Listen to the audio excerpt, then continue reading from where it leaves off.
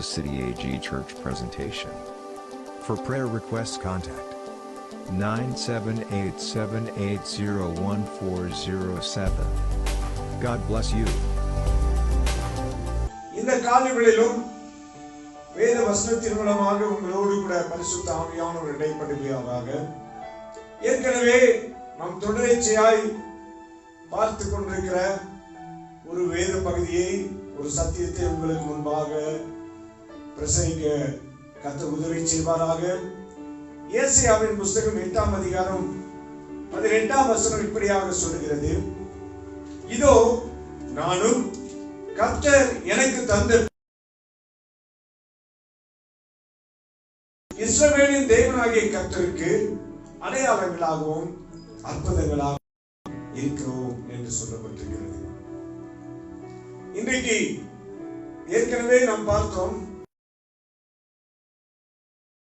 தன்னை அடையாளப்படுத்தி மனுஷன் காண்பிக்கிறான். ஒரு கூட்டத்தை பார்த்தா, இந்த கூட்டம் சில கட்சி கூட்டங்கள் என்றால் அவர்களை பார்த்தா எல்லாமே கரை வேண்டியா இருக்கும். அதுலயும் டிஎம்கே, ஏடிஎம்கே, காங்கிரஸ், பிஜேபி, இப்படி பல கட்சிகள் தங்களை அடையாளப்படுத்தி அந்த கொடிகளை எல்லாம் வச்சு அடையாளப்படுத்தி என்ன செய்கிறது, அந்த தாங்கள் இந்த அமைப்பை சார்ந்தவர்கள் என்று. அதே போல ரிலீஜியன் சம்பந்தப்பட்டு அநேகர் தங்களை அடையாளப்படுத்துகிறார்கள். இவ்விதமான கூட்டத்தை, எவ்விதமான அமைப்பை, இவ்விதமான நம்பிக்கையை நாங்கள் சார்ந்தவர்கள் என்று. ஆனால் இன்னைக்கு கிறிஸ்தவர்களுக்கு அநேக நேரங்களில் சரியான அடையாளம் இல்லாமல் காணப்படுகிறது. கிறிஸ்தவர்கள் அடையாளமற்றவர்களாய் இன்றைக்கு காணப்படுகிறார்கள். அருமையான ஜனமே, நான் ஏற்கனவே சொன்னேன், கிறிஸ்துவை அடையாளப்படுத்துவது எப்படி? வெள்ளை சட்டை போட்டு, வெள்ளை ஜிப்பா போட்டு, வெள்ளை பேண்ட் போட்டு, ஜோல்னாப்பை மாட்டி, இதுவா அடையாளம்? அல்லது எப்போதும் பைபிள் கையில் வச்சிருக்க ஒரு சிலுவையை மாட்டி இருக்க, இதுவா அடையாளம்? அல்லது இயேசுவை போல அங்கியோ வச்சு, தாடி வச்சு நடக்கிற, இது அடையாளம் இல்லை. நான் 6 காரியங்களை, எத்தனை பேர் ஞாபகமா இருக்கிறது? 6 காரியங்களை சொன்னேன். உண்மையாய் அந்தரங்கத்திலே ஜெபிக்கிற ஒரு மனுஷன் வெளியரங்கமாக அடையாளப்படுத்தப்படுவான். தனக்காக இல்ல, தேவனுடைய தேவைக்காக ஜெபிக்கிற ஒரு மனுஷன் தனக்காக அடையாளப்படுத்தப்படுவான். கர்த்தர் நாமம் மகிமைப்படுவதாக. ஆண்டவருக்காய் அவனை அடையாளப்படுத்துவார் ஆண்டவர். தானியேல் ஜெபித்தான், அந்தரங்கத்திலே ஜெபித்தான். பெரிய மேடை போட்டு ஜெபம் இல்ல, அந்தரங்கத்திலே ஜெபித்தான். தானியேலை கர்த்தர் அடையாளப்படுத்தினார். இரண்டாவது, ஆராதிக்கிற மனுஷனை தேவன் அடையாளப்படுத்த. உண்மையாய் ஆராதனை வீரர்கள் அல்ல, ஆராதனை வீரர்கள்னு 5வது 6வது ஊழியமா இன்னைக்கு இல்ல, ஆராதனை வீரர்கள் அப்படின்னு சொல்லி இல்ல. உண்மையாய் தேவனுக்கு மகிமையாய் வாழ்கிற, தேவனுக்கு மகிமை கொண்டு வருகிற ஒரு மனுஷன் கர்த்தரால் அடையாளப்படுத்தப்படுவான். அவன் கிறிஸ்துவுக்காக தன்னை அடையாளப்படுத்த முடியும். வேத வசனம் எல்லாம் இருக்கிறது, ஏற்கனவே சொல்லிவிட்டேன். மூன்றாவது, சாட்சி உள்ள வாழ்க்கை வாழ்கிறவன். நான் ஏற்கனவே சொன்னேன், சாட்சி சொல்லுவது லகு.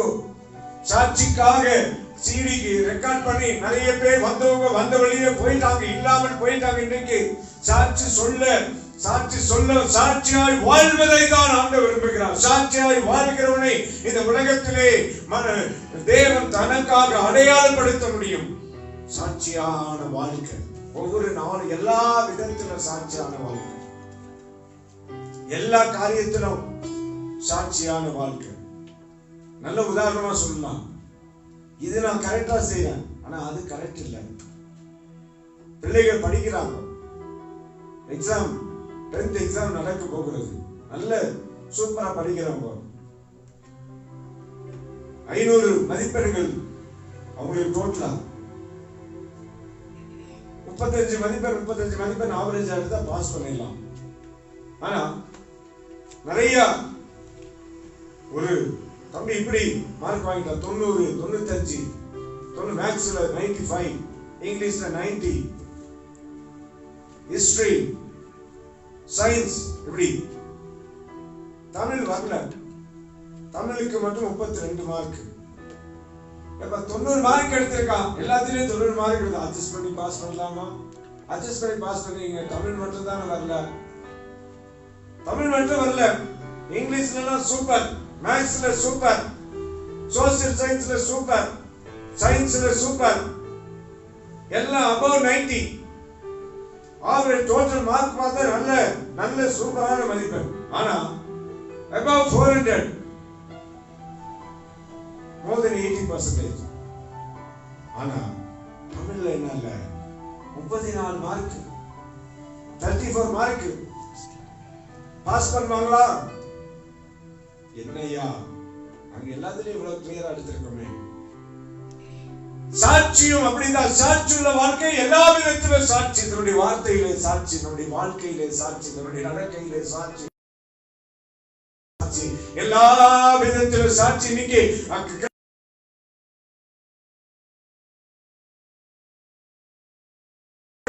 அதனால அடையாளப்படுத்தப்படல, சரியாக அடையாளம். நிறைய பேர் ஜோம் பண்றவங்க, நிறைய பேர் கடன் வாங்க, கடன் திருப்பி தர மாட்டாங்க, நிறைய பேர் நிறைய போய் சொல்லுவாங்க. சாட்சி உள்ள வாழ்க்கை. சரி, பரிசுத்தம் வேற. பரிசுத்தம் தேவனால் உண்டாக்கப்படுகிறது, சுத்த மனுஷனால் ஏற்படுகிறது.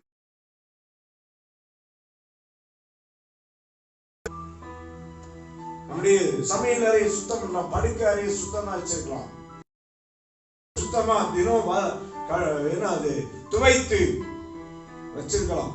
அதுக்கு தகுந்த மாதிரி தான் நிறைய என்னாச்சு, நிறைய வாஷிங் பவுடர், புதுசு புதுசா என்னென்னமோ வாஷிங் லிக்விட், அது இது என்னென்னமோ கம்ஃபோர்ட், அது இதுன்னு என்னென்னமோ சொல்ற, எல்லாத்தையும் வாங்கணும். ஏது புதுசா வந்தாலும் எல்லாத்தையும் வாங்கிடணும். ஃபர்ஸ்ட் நம்ம சுத்தமா இருக்க நல்லது. ஆனா சுத்தம் அல்ல, ஆண்டவர் சொல்ற பரிசுத்தம். பரிசுத்தம் என்பது உள்ளான மனுஷனுக்குள்ளாக வருகிற ஒன்று. 5வது விசுவாச வாழ்க்கை. சொல்ல விசுவாசம் இருக்கு, இன்னைக்கு அந்த கிரியையோடு இருக்க விசுவாசம். விசுவாசின் பேரான விசுவாசமே இல்லை. நெருக்கமான நேரத்திலே நாம் விசுவாசத்தை எப்படி காண்பிக்கிறோம்? நம்முடைய விசுவாசம் கிரியை செய்கிறதா? விசுவாசத்தின் மூலமா இந்த உலகத்திலே இயேசுவை அடையாளப்படுத்துகிறோமா? விசுவாசிகள் நடக்கிற பட்டியலில் நம்முடைய நாமும் இருக்கிறோமா? 6வதாக ஆத்ம ஆதாயம் செய்கிறோம். கடந்த நாட்கள் சொன்னேன், எல்லாரும் ஸ்டார்ஸ், எத்தனையோ ஸ்டார்ஸ் எல்லாம் வந்தாங்க போயிட்டாங்க. நீங்களும் நானும் என்னாலும் பிரகாசிக்கிற, சதா காலங்களும் பிரகாசிக்கிற நட்சத்திரங்களா விளங்குவோமா? அப்படின்னா என்ன?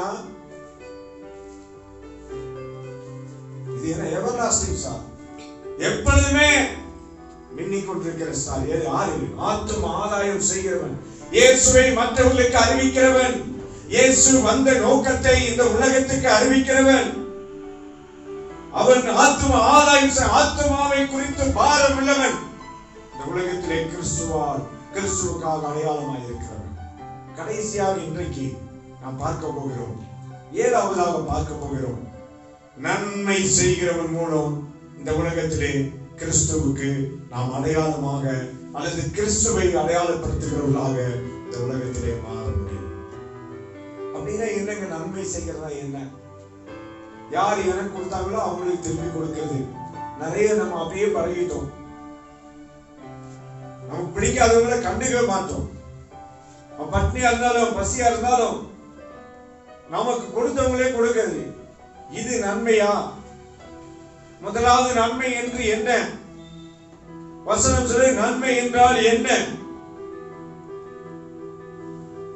நான் சிம்பிளா சொல்ல போனா, தீமை செய்யாமல் இருப்பதே பெரிய நன்மைங்க. அல்லேலூயா சொல்லுவோம். தீமை செய்யாமல் இருப்பதே பெரிய நன்மை. எந்த ஒரு மனுஷன் தீமை செய்யாமல் தீமையை விட்டு விலகிறவனே அவன் நன்மை செய்கிறவனாய் அடையாளம். அவன் தீமைக்குரிய என்ன இல்லைன்னா அவனுக்குள்ள என்ன இருக்கும்? நன்மை என்ன இருக்கும்? தீமைக்குரிய பாதை அவன் பாதைக்கு அவன் போனா அவனுடைய வாழ்க்கையில என்ன பாதை இருக்கும்? நன்மை செய்கிற பாதை இருக்கும். இன்னைக்கு கிறிஸ்தவர்களிடத்திலே ஆண்டவர் விரும்புவது என்ன தெரியுமா? நன்மை செய்கிறவர்களாய் வாழ வேண்டும். நன்மை, நாம் எந்த அளவுக்கு நன்மையான காரியங்களை நல்லவைகளை செய்கிறோம் என்பதை. ஒருவேளை பாராட்டுறாங்க, அது கொஸ்டின் அல்ல. நன்மை செய்கிறவர்களாய் மாற வேண்டும். ஆண்டவரை குறித்து ஏன் நன்மை செய்கிறவா மாறணும். அப்போஸ்தலர் 10:38 இப்படியாக சொல்லுகிறது. அப்போஸ்தலர் 10:38 ஆண்டவர் நன்மை செய்கிறவராய் சுற்றி திரிந்தார். ஆமென் சொல்லுவோம். ஹல்லேலூயா. இயேசு கிறிஸ்து இந்த உலகத்திலே வாழ்ந்த நாட்களிலே தீமை அவரை குறித்து சொல்லப்பட்டிருக்கிறது. பாவத்தை காணாத சுத்த கண்ணர். அப்படின்னா என்ன? அப்படின்னா என்ன? அவர் நன்மை செய்கிறவராய் சுற்றி திரிந்தவர், பாவத்தை காணாத சுத்த கண்ணர். அப்படின்னா பாவத்தை பார்க்க கண்ணை மூடிட்டு இல்ல, பாவம் செய்வதற்கான நோக்கத்தோடு பாவத்தை பார்க்கிறவர். பாவத்தின் அந்த சுவையை ருசிப்பதற்காக பாவத்தை பார்க்கல. அதனால்தான் பாவம் செய்த எத்தனையோ பேர், பாவியா இருந்த எத்தனையோ பேர் அவர் பார்த்தார். பாவத்தை காணாத சுத்த கண்ணர். பாவம் செய்வதற்காக அவர் பாவத்தை பார்க்கவில்லை. பாவம் செய்வதற்காக பாவ எண்ணம் அவருக்குள்ளாக வரவில்லை. கர்த்தருடைய பிள்ளைகளே, இந்த காலை வேளை செய்தி கேட்கிற தேவ பிள்ளைகளே, நன்மை செய்கிறவராய் இயேசு சுற்றி திரிந்தார் இந்த உலகத்திலே.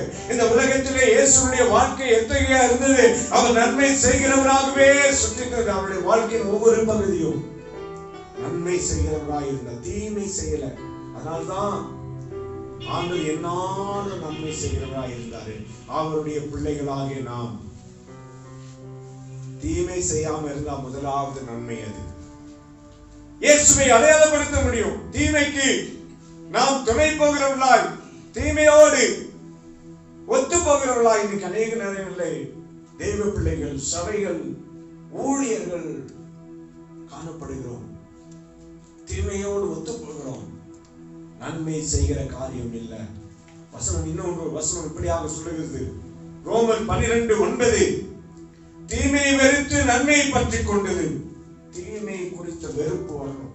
வெறுப்பு, தீமை போ அப்படி என்கிறதான் நிலைமையில எதை குறித்து வெறுப்பு. அதை போல நமக்கு வெறுப்பு உள்ளவர்களாக, வெறுப்பை ஏற்படுத்துகிறவர்களாக நம்முடைய உள்ளம் அந்த தீமை வெறுக்கத்தக்கதாக.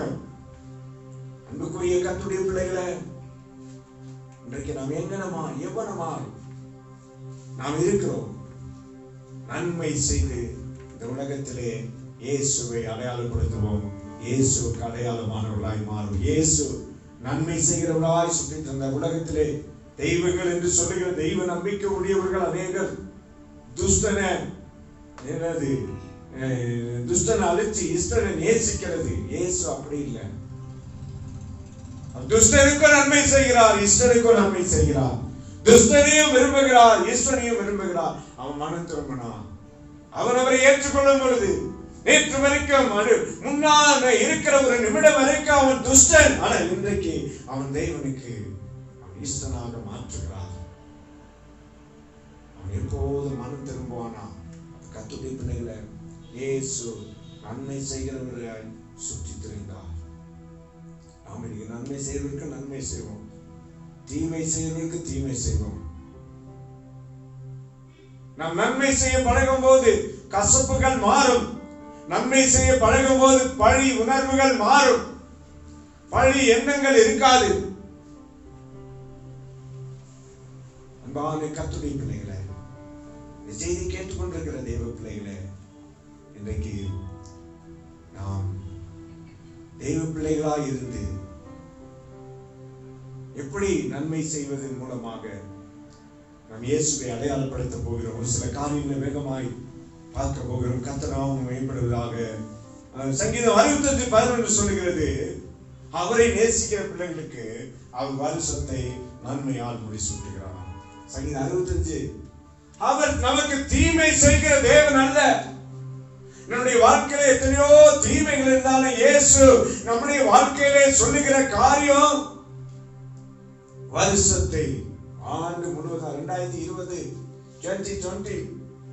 ஆரம்பிச்சதிலிருந்து இதுவரைக்கும் பல தீமைகள் செய்து கொண்டிருக்கிற தீமைகள் நடந்து கொண்டிருக்கலாம். சமுதாயத்திலே, சமூகத்திலே, உலகத்திலே பல தீமைகளை நீங்கள் பார்த்து கொண்டிருக்கலாம். ஆனால் கர்த்தர் உங்களுக்கு இந்த வருஷத்தை நன்மையாக மாற்றி வைத்திருக்கிறார். சொல்லுங்க, ஆமென் சொல்லுங்க. ஹல்லேலூயா. எத்தனையோ தீமைகள் நம்மை சுற்றிலே இருந்தாலும் நீங்களும் நானும் தீமையிலே இல்லாதபடி நமக்கு ஆண்டவர் நன்மை செய்கிறவராய் ஆபத்து வராதபடி, பலவீனம் வராதபடி, வியாதி வராதபடி, தொற்று வராதபடி செய்திருக்கிறாரே. அதோட ஒரு நாளும் எத்தனையோ பேர் பட்டினியிலே செத்து கிடக்கிறார்களே, ஒரு நாளும் பட்டினி இல்லாதபடி ஆண்டவர் உங்களை உன்னை காத்திருக்கிறார். அது எவ்வளவு பெரிய நன்மை. வசனம் தான் சொல்கிறது, வருஷத்தை நன்மையினால் முடிசூட்டுகிற கர்த்தர். அல்லேலூயா. அன்பான தேவ ஜனமே, இன்னைக்கு தீமையை சந்தித்துக் கொண்டிருக்கிறாயா? நீ தீமை செய்யாதபடி இரு, நன்மை செய்ய பழகு. இன்னொரு வசனம் சொல்லுகிறது, நன்மையினால் வாயை திருப்தியாக்கிறார். சங்கீதம் 103:4 103:5 சொல்லுகிறது, நன்மையினால் வாயை திருப்தியாக்குகிறார். வாய் எதனால் நிரப்புறாராம்? நன்மையினால் நிரப்புறாராம். கர்த்தரை சார்ந்திருக்கிற பிள்ளைகள் தமது ஜனங்களுக்கு இன்னும் ஆதியாகமம் 31:24 நீ யாக்கோபோடு நன்மை அன்றி தீமை செய்யாதபடி எச்சரிக்கையாயிரு. நமக்கு தீமை செய்ய வருகிற ஜனங்களை அவர் எச்சரிக்கிறார். நினைக்கலாம் நீங்க, நமக்கு நாம செஞ்ச காரியத்துக்கு தீமை விளைவிச்சா என்னைக்கோ எங்கேயோ போயிருக்கும். ஆண்டவர் அநேகருடைய உள்ளத்துல பேசுறார், அநேகருடைய உள்ளத்துல எச்சரிக்கிறார். அவன் நேற்று வரைக்கும் நம்ம மேல பழி சுமத்த நினைச்சவன் இன்னைக்கு மாறிட்டான். நம்ம செஞ்ச புண்ணிய காரியம் இல்ல, தேவன் சொல்லியிருக்காரு, தேவன் எச்சரிச்சிருக்காரு. மாமனாரை எச்சரிச்சு வச்சாரு. யாக்கோபுடைய மாமனாரை லாபானை எச்சரிக்கப்பட்டார். நீ யாக்கோபோடு தீமை குறிச்சு பேசக்கூடாது. தீமை செய்ய உனக்கு, அவன் சொல்றான், தீமை செய்ய எனக்கு வல்லமை இருக்கு, தீமை செய்ய எனக்கு உரிமை இருக்கு, தீமை செய்ய எனக்கு அதிகாரம் இருக்கிறது, என்னால முடியும், நான் நினைச்சா ஒரே நாள் உன்னை தூக்கி போட்டுருவேன் அப்படின்னு. ஆனா நீ ஆராதிக்கிற தேவன், நீ நம்பி இருக்கிற தேவன் கடந்த ராத்திரி வேளையிலே சொப்பனத்திலே எனக்கு சொன்னார், நீ போய் யாக்கோபோடு பேசாம தீமை செய்ய எச்சரிக்கை கொடுத்துட்டார். ஜாக்கிரதையாயிரு. சபை ஜனங்களே, அருமையான தேவ பிள்ளைகளே, இன்றைக்கு இயேசு நமக்கு நன்மையை வைத்திருக்கிறார். நீ உங்களுக்கும் எனக்கும் நன்மை தந்திருக்கிறார். வருஷத்தை நன்மையால் முடிசூட்டுகிறார். நம்முடைய வாயை நன்மையால் நிரப்புகிறார். இன்னும் நன்மை, மனிதன் தீமை நம்மை செய்யாதவர், நமக்கு தீமை செய்யாதபடி நமக்கு நன்மை உண்டாகும்படியாக மனுஷனை எச்சரித்து தடை செய்து கொண்டிருக்கிறார் இயேசு. அதோடு கூட இயேசு நன்மை செய்கிறவராய் சுற்றி தெரிந்திருக்கிறார்.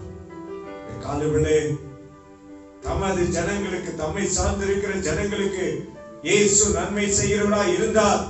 அன்புக்குரிய கர்த்தருடைய பிள்ளைகளே, நாம் எவ்விதமாய் நன்மை செய்ய முடியும்? ஒரு சில காரியங்களை பார்க்க போகிறோம். ஒரு மனுஷனை உங்களுக்கு காண்பிக்க போகிறேன். வேகமாய் பார்ப்போம். யாக்கோபு எழுதின நிருபம் 4ஆம் அதிகாரம் 17ஆம் வசனம் இப்படி சொல்லுகிறது.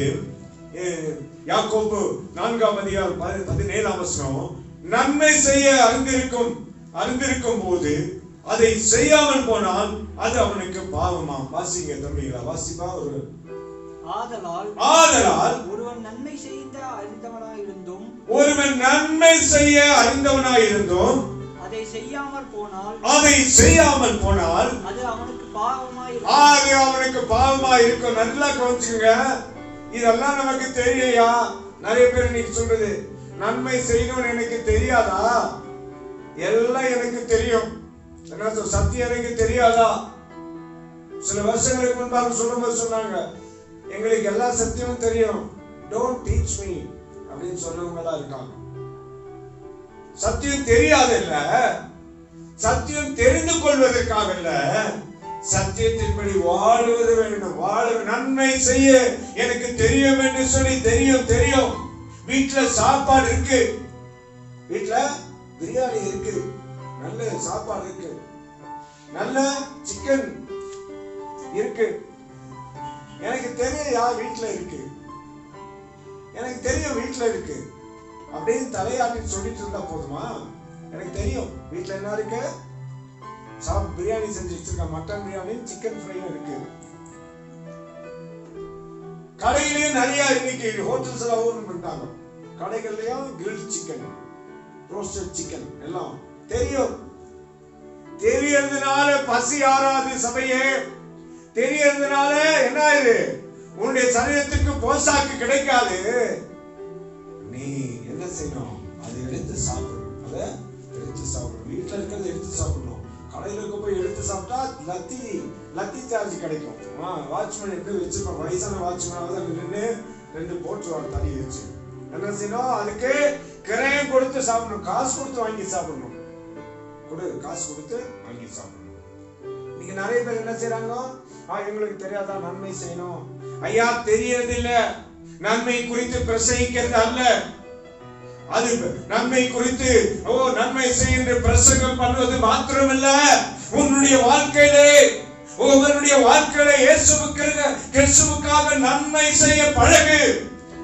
நன்மை செய்கிற அந்த காரியத்தை குறித்து அவன் அறிந்திருந்த அவன் செய்யாமல் போனான். இதுவரைக்கும் கடினமான நேரங்களில், கடினமான சூழல்களில் என்ன விதமான நன்மை செய்திருக்கிறோம்? என்ன விதமான நன்மை நம்மால் ஜனங்கள் இந்த உலகம் பெற்றிருக்கிறது? இந்த கடினமான நேரங்களிலே, ஊரடங்கு நேரங்களிலே என்ன விதமான நன்மை ஒவ்வொருவரும் நாம் செய்திருக்கிறோம்? நன்மை செய்வது என்பது வாயில சொல்லிட்டு இருக்கிறதல்ல. சொல்லுவாங்க வாயில வடை சொல்றாங்க. நிறைய பேர் என்ன சொல்றாங்க? பாஸ்டர் வடை மாத்திரம் சொல்லுவோம், எல்லாமே நாங்க சொல்லுவோம். எப்படி?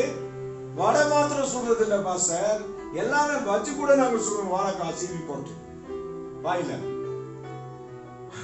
நன்மை செய்வது அறிந்திருக்கிறது அல்ல, அதை நீ செய். மற்றவர்களுக்கு செய்ய, நன்மை செய்ய. ஆதலால் ஒருவன் நன்மை செய்ய அறிந்தவனாய் இருந்தோ அதை செய்யாமல் போனால் அதவனுக்கு பாவம் என்று சொல்லப்பட்டிருக்கிறது.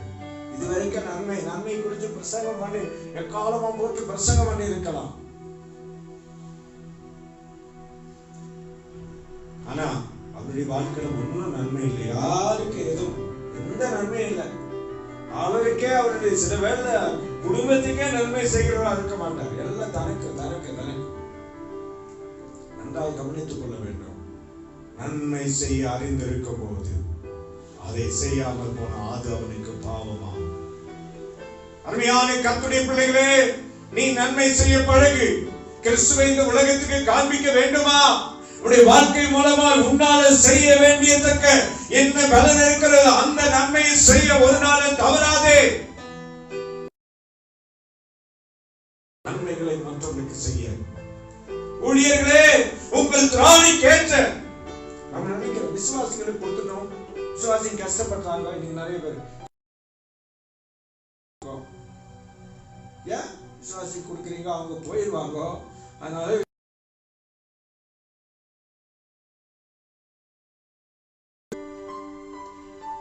மற்றவங்களுக்கு தெரியாதவர்களுக்கு செய்ய கர்த்தர் உன்னை வைத்திருக்கிறாரே.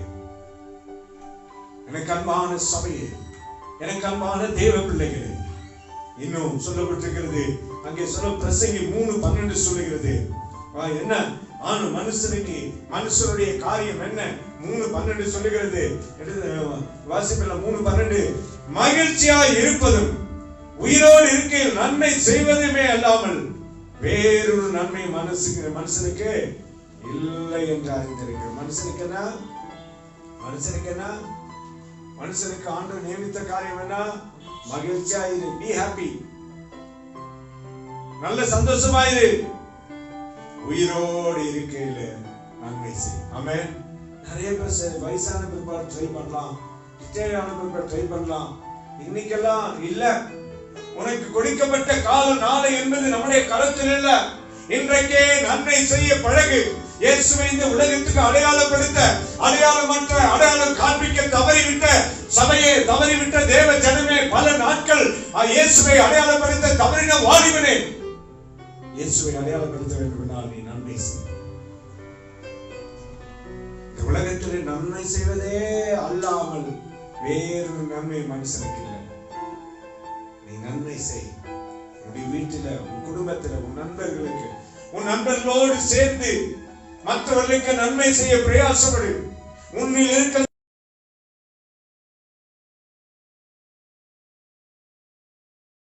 நேரங்கள்ல இயேசுவை அடையாளப்படுத்த தவறு. என்ன தெரியுமா? நிறைய வசனம், அழகா ஒரு வசனம் இப்படியாக சொல்லுகிறது. அந்த வசனத்தை நான் வாசிப்பேன் என்றால் அது ரொம்ப ரொம்ப உள்ளத்தை தொடுகிறதான வசனமா இருக்கிறது. எரேமியாவின் புஸ்தகம் 4ஆம் அதிகாரம் 22ஆம் வசனம் ரொம்ப அழகா ஒரு எச்சரிப்பான வசனமா சொல்லுகிறது. இந்த காலையிலே நாம் பார்ப்போம் என்றால் அங்கே என் ஜனங்களோ மதியற்றவர்கள், என்னை அவர்கள் அறியாது இருக்கிறார்கள், அவர்கள் பைத்தியம் உள்ள பிள்ளைகள், அவர்களுக்கு உணர்வே இல்லை, பொல்லாப்பு செய்ய அறிவாளிகள், நன்மை செய்யவோ அறிவில்லாதவர்கள். என்ன ஒரு வசனம் பாருங்க. யாரு யாரு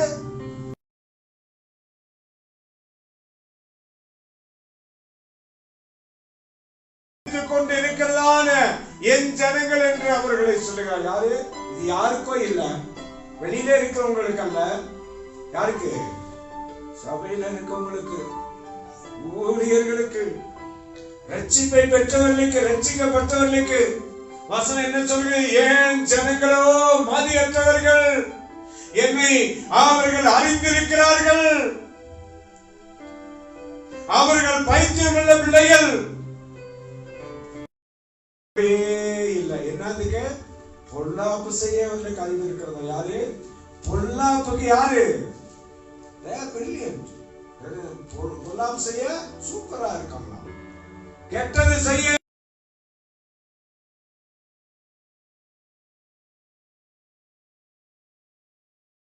சொல்லுகிறவர்கள் இன்னைக்கு என்ன செய்யறாங்கன்னா அறிவாளிகள், அதுல பிரில்லியண்டா இருக்காங்க. ஆனா நன்மை செய்யவோ அவர்களுக்கு அறிவில்லை. 2020 வருஷம் ஆகிவிட்டது. இயேசு இந்த உலகத்திலே வந்து நன்மை செய்யாதபடினாலே, நன்மை செய்ய தவறினபடினாலே இன்றைக்கு அருமையான தேவஜனமே இயேசுவை அடையாளப்படுத்த முடியாமல், கிறிஸ்தவர்களை நாம் வெளிப்படுத்த காண்பிக்க முடியாமல் காணப்படுகிறோம். பேரு வச்சு கிறிஸ்தவன், பைபிள் கையில வச்சுக்கிறனால கிறிஸ்தவன். இப்படிதான் நீ நன்மை செய்கிற நிமித்தம் நீங்க கிறிஸ்தவனான்னு கேட்கணும். ஆமென் சொல்லுங்க. ஹல்லேலூயா. நீ நன்மை செய்கிற நல்ல காரியங்கள் செய்கிற நிமித்தம் உன்னை யாருன்னு கேட்கணும்? நீ கிறிஸ்டியன் கேட்கணும். எப்படி முடியுது? எல்லாரும் செய்யலாம். எல்லாரும் அதுக்காக கிறிஸ்தவர்கள் தான் நன்மை செய்யறாங்க இல்ல, எல்லாருமே மற்றவங்க எல்லாமே செய்யறாங்க. ஆனா நீ நன்மை செய்கிற மூலமாக இயேசுவை என்ன செய்ய? இயேசு நன்மை செய்கிறவராய் சுற்றி தெரிந்தார். இயேசுவை போல நீ நன்மை செய்து இயேசுவை இந்த உலகத்துக்கு அடையாளமாய் காண்பி. கர்த்தரை ஆசீர்வதிப்பாராக. ஓ, இன்னும் நிறைய பேர் நன்மை செய்யறது தெரியுமா? யாராவது துறை உதவி செஞ்சா எதையாவது ஒண்ணு ஆரம்பிச்சா அதனால நன்மை செய்ய இவருக்கு ஒரு கமிஷன் எடுத்துக்கலாமே, இவருக்கு ஒரு கமிஷன் கிடைக்குமே, இவர் அதன் மூலமா தன்னுடைய வாழ்க்கையை ஓட்டிடுவாரு. எல்லா துறையும் இப்ப முடிஞ்சுட்டாங்க. அப்படி தெரியுமா? எல்லா துறையும் முடிஞ்சுட்டாங்க. அமெரிக்காலாம் ஒண்ணும் இல்லாத ஆயிடுச்சு. இன்னைக்கு அமெரிக்காவுக்கு நீங்க ஹெல்ப் பண்ண முடிஞ்சா போங்க. நம்ம ஊழியம் வெளிநாட்டுக்கு ஊழியத்துக்கு போனோம். வெளிநாட்டுக்கு ஊழியத்துக்கு எனக்கு ஒரு நல்ல நண்பர் இருக்காரு. வெளிநாட்டுக்கு ஊழியம் அடிக்கடி ஸ்ரீலங்கா போயிடுவார். அடிக்கடி ஸ்ரீலங்கா. என்னன்னே அப்படி கொஞ்சம் பாசைய பேச்சே ஸ்ரீலங்கா ஆயிடுச்சு. என்னன்னே அப்படின்னா அவர் சொல்றாரு, அண்ணே ஸ்ரீலங்காவுக்கு ஜனங்களுக்கு தேவை இருக்குன்னு ஸ்ரீலங்கா ஊழியத்துக்கு போறேன். இந்த இடத்துல ஊழியத்துக்கு கூட அந்த இடத்துல கொடுத்துட்டு வந்துடும். எப்படி கொடுக்கறதுக்காக வெளிநாட்டு ஊழியத்துக்கு போக பார்க்கலாம். கொடுக்கறதுக்காக இங்க இருந்து பணம் எடுத்துட்டு போய் கொடுக்கறதுக்காக நிறைய பேர் ஊழியத்துக்கெல்லாம் வெளிநாட்டுக்கு போகும்போது காசு கிடைக்குமா, அது கிடைக்குமா, இவ்வளவு கிடைக்குமா, அவ்வளவு கிடைக்குமா. இனி ஒன்றும் கிடைக்காது. இனி தமிழ்நாட்டுல ஊழியக்காரில் ஆண்டவர் கொண்டு போறாரு, நம்ம கொடுத்துட்டு பிரசங்கம் பண்ணிட்டு வர போறோம். ஆமென் சொல்லுங்க. ஹல்லேலூயா. தமிழ்நாட்டுல ஊழியக்காரில் உலகம் முழுவதுமாக எழுப்பதற்கு நேராய் கொண்டு போக போறாரு. அடிமட்டத்துள்ள கிராம ஊழியர்களே தயாராகுங்கள். கொடுப்பதற்காக வாங்குவதற்காக நீங்கள் கொடுத்து நன்மை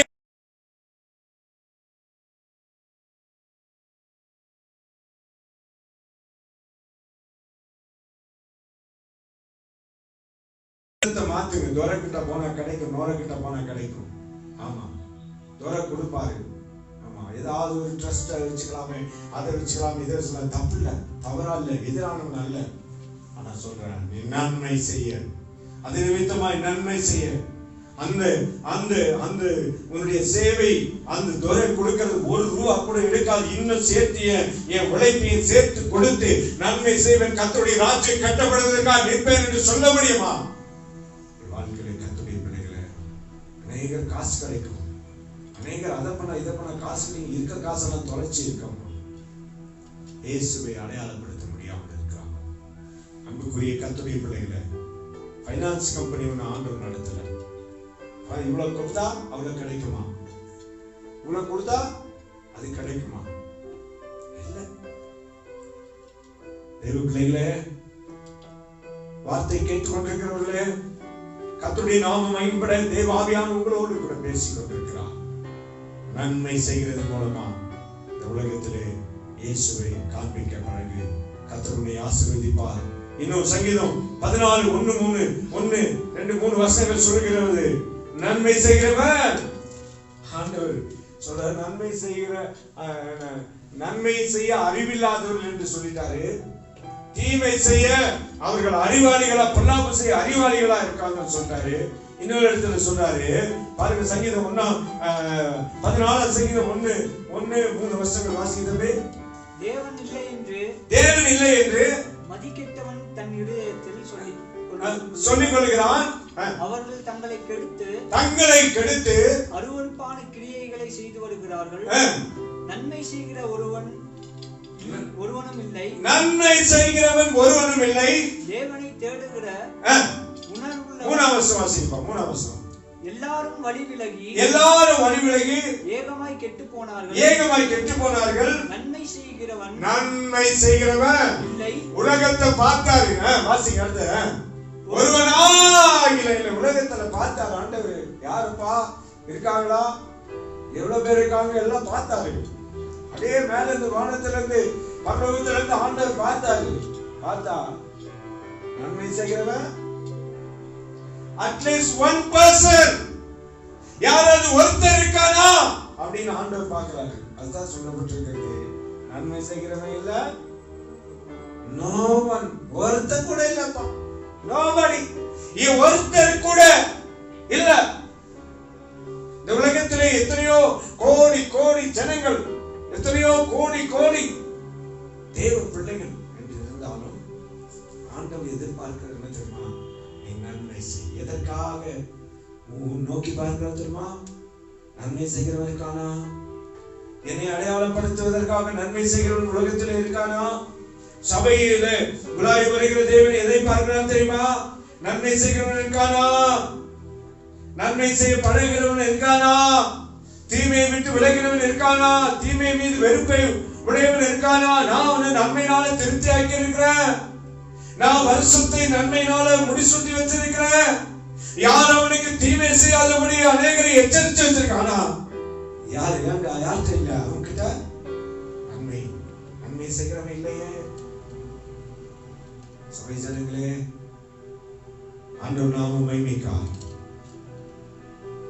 காலையிலே ஒரு மனுஷனை உங்களுக்கு காண்பிக்க போகிறேன். அப்போஸ்தலர் நடவடிக்கை 10ஆம் அதிகாரம் 1-லிருந்து ஒரு சில வசனங்களை தயவுசெய்து எடுத்து எனக்கு வாசிக்க உதவிச்ச. அப்போஸ்தலர் நடவடிக்கை புஸ்தகம் 10ஆம் அதிகாரம் 1-4 வசனங்களை வாசிப்போம் என்றால் ஆண்டவர் நாமம் மகிமைப்படுவதாக. வாசிப்போம். இத்தாலியா பட்டாளம் எனப்பட்ட பட்டாளத்திலே 100க்கு அதிபதியாகிய கொர்நேலியு என்னும் பெயர் கொண்ட ஒரு மனுஷன் செசரியா பட்டணத்தில் இருந்தான். அவன் தேவபக்தி உள்ளவனும் தன் வீட்டார் அனைவரோடும் தேவனுக்கு பயந்தவனுமாயிருந்து ஜனங்களுக்கு மிகுந்த தர்மங்களை செய்து எப்பொழுதும் தேவனை நோக்கி ஜெபம் பண்ணி கொண்டிருந்தார். போதும், நமக்கு தெரியும் கொர்நேலியு என்கிறதான மனுஷன் அப்போஸ்தலர் நடவடிக்கையில அப்போஸ்தலர் காலத்திலே நடந்த சம்பவம் இது. கொர்நேலியு என்கிறதான மனுஷன் அவன் சத்தியத்தை எப்படியோ கேள்விப்பட்டிருக்கிறான். அவர் யூதன் அல்ல, அரசாங்கத்திலே பணிபுரிகிற ஒரு நல்ல அதிகாரி, 100க்கு அதிபதி, ஒரு நல்ல பதவி வகிக்கிறவன். கிறிஸ்தவன் அல்ல, அபிஷேகம் பெற்றவன் அல்ல, ஞானஸ்நானம் பெற்றவன் அல்ல, ரட்சிக்கப்பட்டவன் அல்ல. ஆனா அவனுடைய வாழ்க்கையில நன்மை செய்கிற காரியம் இருந்தது. எதுவும் இல்லை. அடிப்படை என்னங்க? நீங்க எந்த சபைக்கு போறீங்க? ரட்சிக்கப்பட்டீங்களா? அபிஷேகம் பெற்றீங்களா? இப்பெல்லாம் அபிஷேகம் பெற்றீங்களான்னு கேட்கறது இல்லை. ஏன்னா அபிஷேகத்தை குறித்து யாருக்குமே தாகம் இல்லை. யாருமே அபிஷேகம் பெற்றீங்களா அப்படின்னு சொன்னா பசங்க எல்லாம் தலை சொல்றாங்க. அபிஷேகமோ அபிஷேகத்துக்குரிய காரியமோ இல்லை. என்ன அபிஷேகம்? ஆமா, என்ன அபிஷேகம்? அப்படி அன்றைக்கெல்லாம் எந்த சர்ச்சுக்கு போறீங்க? ரட்சிக்கப்பட்டீங்களா? ஆமா, ரட்சிக்கப்பட்டோம். எந்த சர்ச்சுக்கு? இந்த சர்ச்சுக்கு போறோம். அபிஷேகம் பெற்றீங்களா? இது பேசிக் குவாலிஃபிகேஷன். இன்னைக்கு அந்த குவாலிஃபிகேஷன் கூட குறைஞ்சு போச்சு. அபிஷேகம் பெறுவதையோ அல்லது அன்றைக்கு என்னது காத்திருப்பு கூட்டம், அப்புறம் அபிஷேக கூட்டம், பரிசுத்தாவின் அபிஷேக கூட்டமே தனியாக நடக்கும். அந்த கூட்டத்துல பலர் அபிஷேகம் பெறுவாங்க. 3 மாசம் கொண்டே 6 மாசம் கொண்டே வச்சு அபிஷேக கூட்டம். அபிஷேகம் பெறுவார்கள். தங்களை அறிக்கை செய்து அபிஷேகம் பண்ணப்பட்டு நிற்பார்கள். இவன்கிட்ட அபிஷேகம் இல்ல, இவன்கிட்ட ஞானஸ்தானம் இல்ல, இந்த குறையிலிட்ட ரட்சிப்பு இல்ல. ஆனா ஒண்ணு தெரியும், ஜெபம் பண்ணா, கர்த்தருக்கு தேவனுக்கு பயந்திருந்தா, எப்படி கேள்விப்பட்டாலும் தெரியாது. தேவனுக்கு பயப்படுகிற மனுஷன், வீட்டார் அனைவரோடு கூட தேவனுக்கு பயந்தவன்,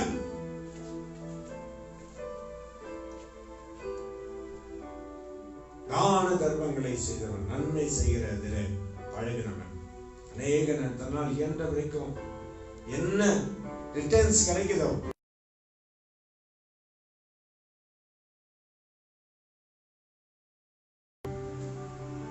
அப்படின்னு இல்லை, நன்மை செய்கிறவனா அவன் காணப்பட்ட தான தர்மங்களை ஒரு நாள் வந்த போது ஆண்டவர் அவனை அடையாளப்படுத்தினான். ஒரு நாள் வழக்கம் போல அவன் வீட்டில் இருக்கும் போது திடீர்னு ஒரு தேவதூதன் வந்து சொன்னான், தான தர்மங்கள், உன்னுடைய பிரயாசம், உன்னுடைய உண்மை, உன்னுடைய நன்மை எல்லாம் பரலோகத்துக்கு வந்து எட்டினது. கர்த்தருடைய பிள்ளைகளே, நன்மை செய்ய பழகு. ஒரு நாள் தேவதூதன் வருவான், தேவன் வருவார், உன்னை அடையாளப்படுத்துவார்.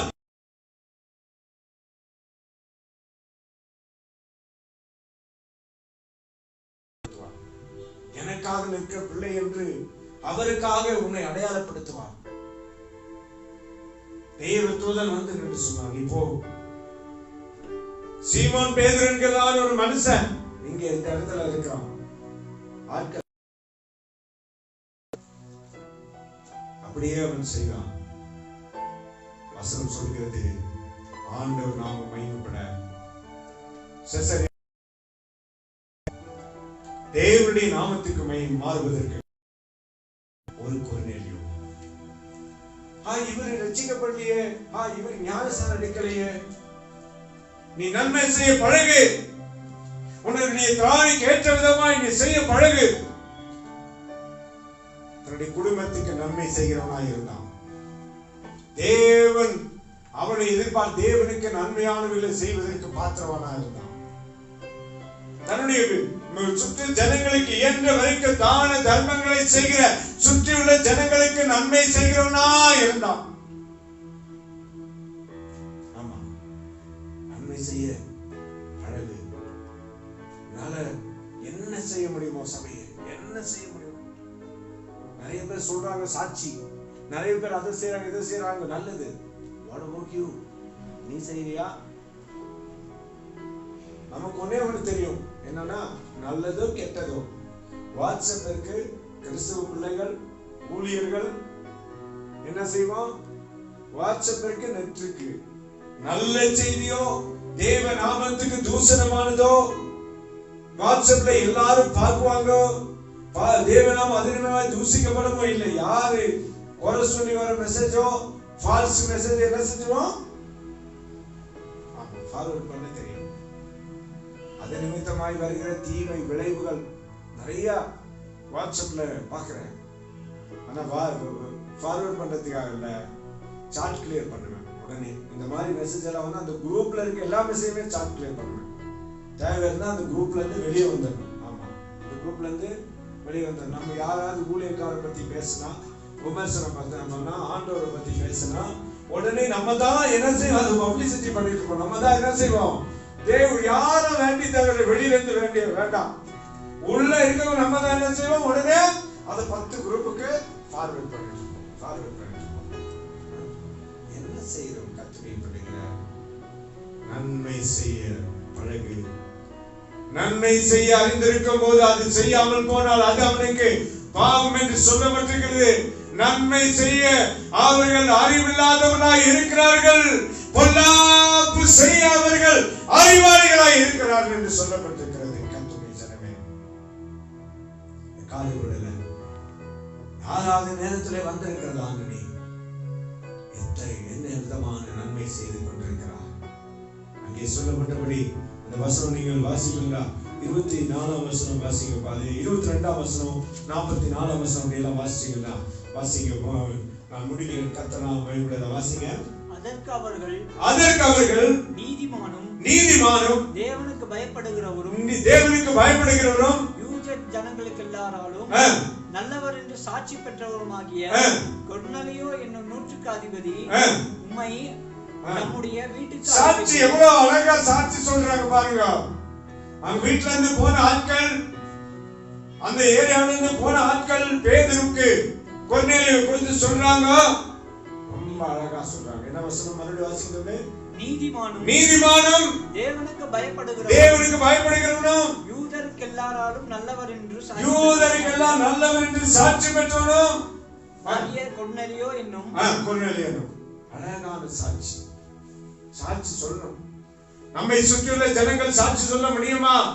வேலை செய்கிற இடத்துல சத்து தன் நன்மை தான் செய்கிறவர்கள் தீமை செய்யாதவர்கள் சாட்சி சொல்வதற்குரிய காரியங்கள் நம்மிடத்திலே உண்டா? 2 மாதங்கள் எவ்விதமான நன்மையை நாம் செய்தோம். நாம பஞ்ச பாட்டு பாடி நம்மளே ஓலமிட்டு ஆண்டவருக்கு தெரியாத உன்னை போசிக்க. 2 மாசம் லாக்டவுன் வருது, ஆண்டவருக்கு தெரியாத உங்களை போசிக்க.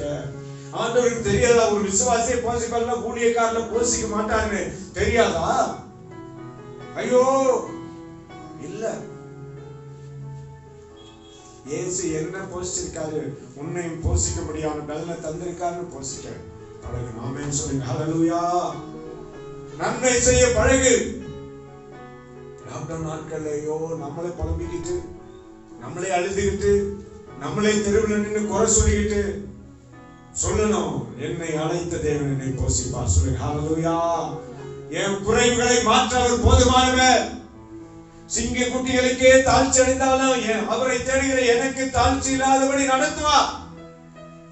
சொல்லணும்.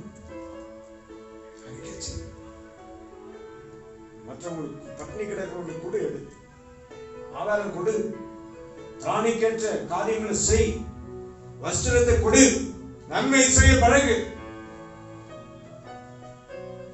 அந்த நாமம் மகிமைப்படுவதாக. நன்மை செய்கிற இந்த 44ஆம் வசனம் சொல்லுகிறது. கொர்நேலியு குறித்து வாசிங்க.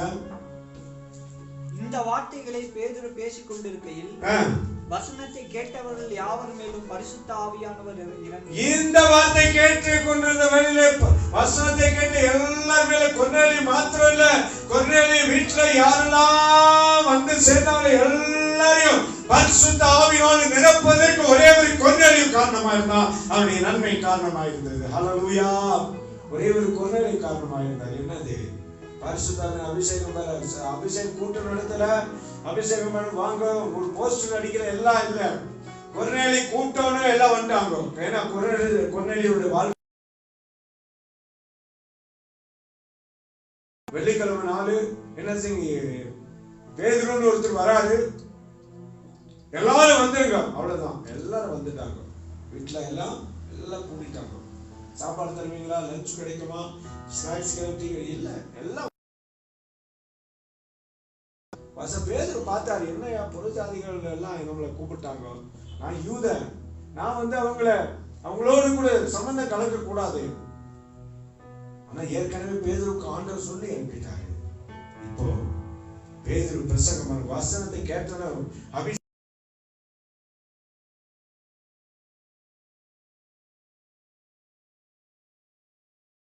கையை தட்டி பாடி இறங்கும் சரிக்கிறார்.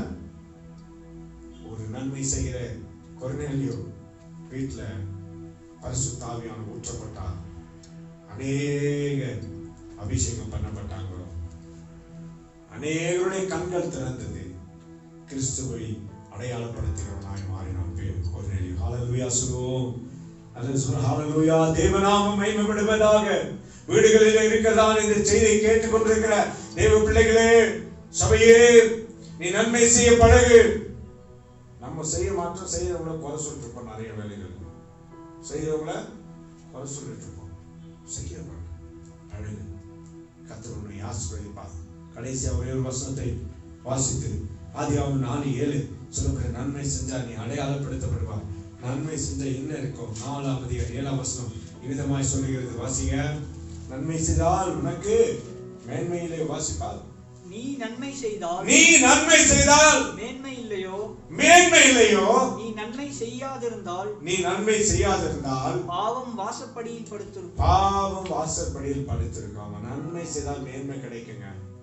தெய்வ பிள்ளைகளே, நீங்க கிறிஸ்துவை அடையாளப்படுத்த வேண்டிய நாம் 6 காரியங்களை பார்த்து இன்றைக்கு நாம் பார்த்த 7வது காரியம், உன்னுடைய நன்மை மூலமாக, நீ செய்கிற நல்ல காரியங்கள் மூலமாக, நீ மற்றவர்களுக்கு உதவி செய்கிறது மூலமாக, உன்னுடைய திராணிக்கு ஏற்ற விதமாய் மற்றவர்களுடைய காரியங்களிலே நீ தாங்குகிறது மூலமாக என்ன வரும்? உனக்கு மேன்மை வரும்.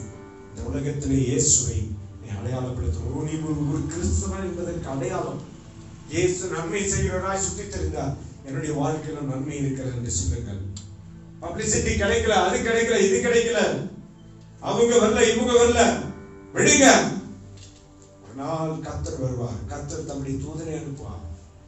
உன்னை கொண்டு நீ இருக்கிற கிராமமா இருக்கலாம், நீங்க இருக்கிற இடத்திலே மற்றவர்கள் ஏற்றுக்கொள்ளாம உங்களை அற்புதமா நினைச்சிருக்கிறவங்களா இருக்கலாம்.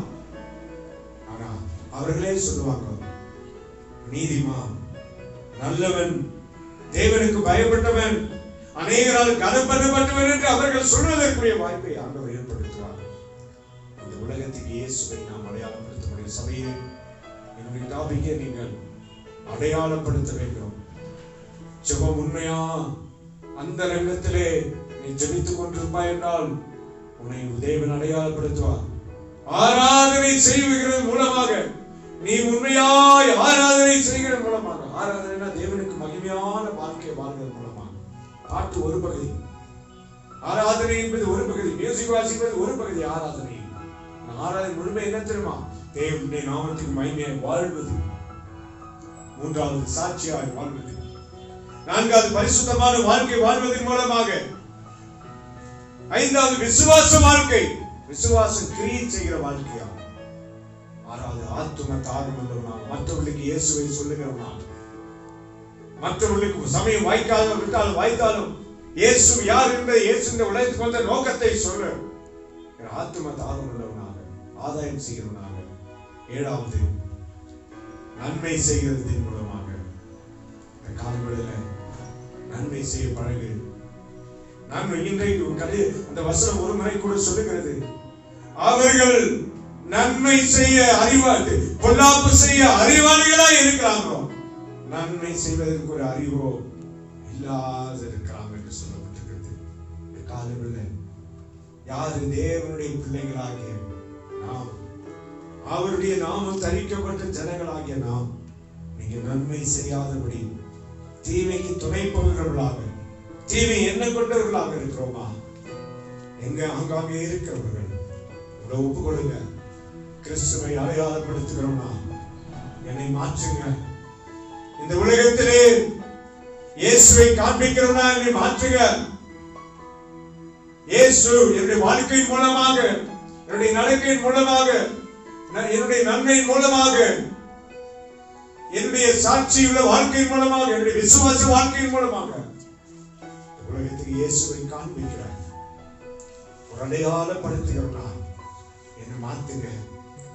எனக்கு நான் அடையாளத்தை போட வேண்டாம், ஆண்டவர் எனக்கு அடையாளத்தை ஏற்படுத்துவார்.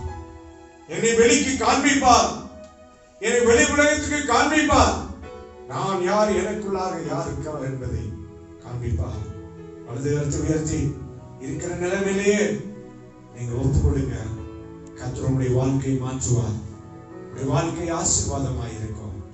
ஓ வசனம் ஏசாயா 8:18 சொல்லுகிறது, நானும் கர்த்தர் எனக்கு தந்த பிள்ளைகளும் சீயோன் பர்வதத்திலே வாசமாயிருக்கிற இஸ்ரவேலின் தேவனாகிய கர்த்தருக்கு அடையாளங்களாக அற்புதங்களாக இருக்கிறோம்.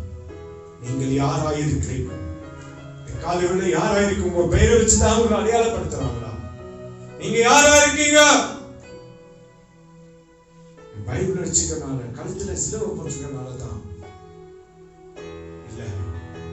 வாழ்க்கை மாற்றப்பட்டு வாழ்க்கை மூலமாக இயேசுவை காண்பிக்கிற அடையாளமாய் மாறி கர்த்தர் உன்னை ஆசீர்வதிப்பார். இருக்கிற நிலையிலே வலது கருத்தை உயர்த்தி உங்களை நீங்க ஒப்புக்கொடுங்க. இந்த காலை ஒரு சில வாரங்கள் இந்த பகுதியை நாம் தியானித்திருக்கிறோம். ஊரமான சியந்துரணமான சபையே, தேவ பிள்ளைகளே, உங்களை நீங்க ஒப்புக்கொடுங்க. தேவ நாமம் மகிமைப்படுவதாக. இவ்வளவு நாள் அடையாளத்தை வெளிப்படுத்த வேண்டிய நீ, அடையாளத்தை காண்பிக்க வேண்டிய நீ அடையாளமற்றவனாக காணப்படுகிறார். காலை வேளையில நான் உமக்காக ஒரு அடையாளமானவனாய் இருக்க கர்த்தருடைய உதவி செய்யுங்க. உமக்கு முன்பா பரிசுத்த ஆவியானவர் எல்லாரையும் நோக்கி பார்த்து கொண்டிருக்கிறார். உடைய நற்கிரியும் அவருக்கு தெரியும், உடைய துர்க்கிரியும் அவருக்கு தெரியும். நன்மை செய்தால் உனக்கு மேன்மை வரும். கர்த்தர் உன்னை மேன்மைப்படுத்துவார். சர்வ வல்லமையுள்ள நல்ல பிதாவே, இந்த யூடியூப் ஃபேஸ்புக் வழியாக இந்த வார்த்தை கேட்டுக்கொண்டிருக்கிற எல்லா ஜனங்களுக்காக, தொடர்ந்து பார்க்கிற ஒவ்வொரு தேவ பிள்ளைகளுக்காக உம்மை உள்ளத்தின் ஆழத்திலிருந்து நன்றி சொல்லுகிறேன். தேவ கரத்தில் எல்லாரையும் ஒப்பு கொடுக்கிறனாதா இயேசுவின் நாமம் மகிமைப்பட இந்த உலகத்திலே கிறிஸ்துவை அடையாளப்படுத்த தவறிவிட்டோம் ஆண்டவரே. தன்னுடைய வஸ்திரத்தின் மூலமாக முகவதியர்கள் உண்மை அடையாளப்படுத்துறாங்க.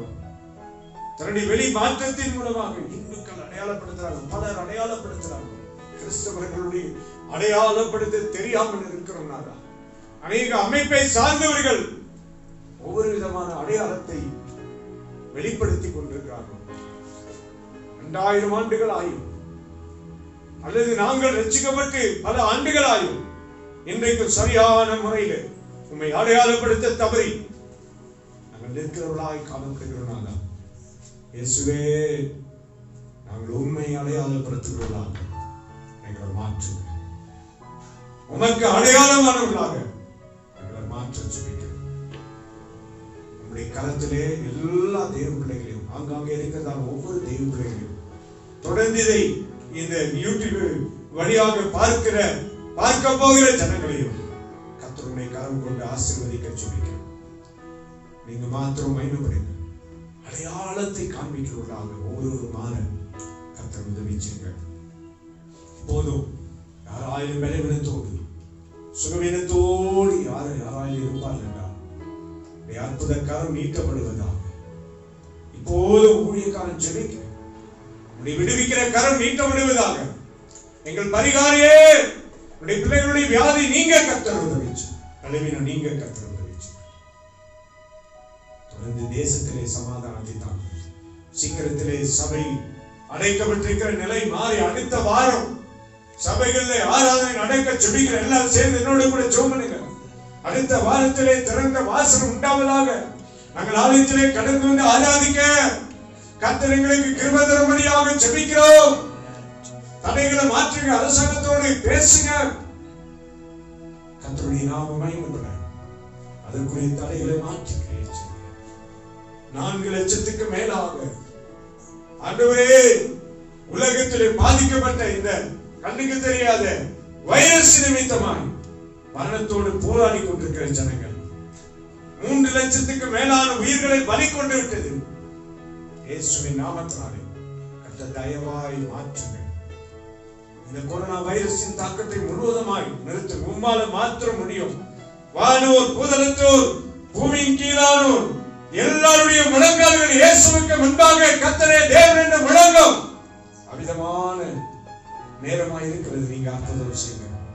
இந்த நேரத்தில் வஞ்சகமாய் கள்ள போதனைகள், கள்ள உபதேசங்களை போதித்து ஜனங்களை வசப்படுத்துகிற ஆண்டவரே, கள்ளர்களுக்கு சபைகளை, விசுவாசிகளை நீங்க தப்பிக்க பாதுகாக்க ஜெபிக்கிறோம். தேசத்துல எல்லா சபைகளையும் பாதுகாங்க, ஊழியர்களை பாதுகாங்க. தமிழ்நாட்டினுடைய சூழ்நிலைகளை மாற்றுங்க. வேகமாய் பரவி கொண்டிருக்கிற கொரோனா வைரஸின் தாக்கத்தை மாற்றுங்க. இந்தியாவில் 10,000க்கு மேலான ஜனங்கள் பாதிக்கப்பட்டிருக்காங்க. கர்த்தர் ஒருமுறை கூட மாற்றத்தை கொண்டு வரும்படியாக இந்த காலவெளியிலே எல்லாரும் ஒருமுறைப்பட்டு நாங்கள் ஜெபிக்கிறோம். கர்த்தர் பெரிய விடுதலை கொண்டு வாங்க. உங்க நாமத்தை மேம்படுத்துங்க. பெரிய காரியங்களை செய்யுங்க. தாழ்த்துற உலகம் முழுவதுமாய், இந்தியா முழுவதுமாய், இவ்விதமாக மீடியா மூலமாக செய்யப்படுகிற ஆராதனைகளுக்காக, தேவ செய்திகளுக்காக நன்றி. ஒவ்வொரு ஊழியரையும் அபிஷேகித்து நீர் அவர்களை கொண்டு உழைத்து உன்னத திட்டத்தை, உங்களுடைய வார்த்தையை வெளிப்படுத்த கர்த்தர் உதவி செய்யும். தொடர்ந்து உங்க நாமம் வெளிப்படுத்தும். கனத்துக்குரிய மூத்த ஊழியர்கள், தேசத்துள்ள மூத்த ஊழியர்கள் மீது உடைய பாதுகாப்பு, தலைவர்கள் மீது உடைய பாதுகாப்பு, தாழ்த்துறும் ஜெபத்தை கேட்டபடியாக நன்றி. நல்ல கால விளைகளை தாழ்த்துறோம். சகல துதி சோத்திரங்களை எல்லாம் மக்கே செலுத்துகிறோம். இயேசு ராஜாவுடைய பரிசுத்த நாமத்தினால் மிகுந்த தாழ்மையோடு ஜெபிக்கிறோம் நல்ல பிதாவே. ஆமென், ஆமென். என் ஆத்துமாவே கர்த்தரை ஸ்தோத்திரி, என் முழுமே பரிசுத்த நாமத்தை ஸ்தோத்திரி. என் ஆத்துமாவே கர்த்தரை ஸ்தோத்திரி, கர்த்தர் செய்த சகல உபகாரங்களை மறவாதே. ஆமென். இப்போது நம்முடைய ஆண்டவராகிய இயேசு கிறிஸ்துவின் கிருபை, பிதாவாகிய தேவனுடைய அன்பும், பரிசுத்த ஆவியானவருடைய அன்பின் ஐக்கியமும் சிநேகமும், எல்லா ஆசீர்வாதங்களும் கிருபைகளும் இந்த ஆராதனையில் பங்கு பெற்று இந்த செய்தியை கேட்கிற எல்லா ஜனங்களும் இப்போது எப்போதும் மாறாமல் நிலைத்திருப்பதாக. ஆமென், ஆமென். கர்த்தர் உங்களை ஆசீர்வதிப்பார். தொடர்ந்து ஆண்டவருடைய நாமத்திற்கு மகிமையா இருங்கள். சோர்ந்து போகாதிருங்கள். ஜெபம் பண்ணுங்கள். கர்த்தருடைய தேவைகளை அற்புதமாய் சந்திப்பார். May God bless you. Thanks for watching. Please like, share and subscribe our YouTube channel at City AG Church Uti. Also find us on Facebook at CAG Uti.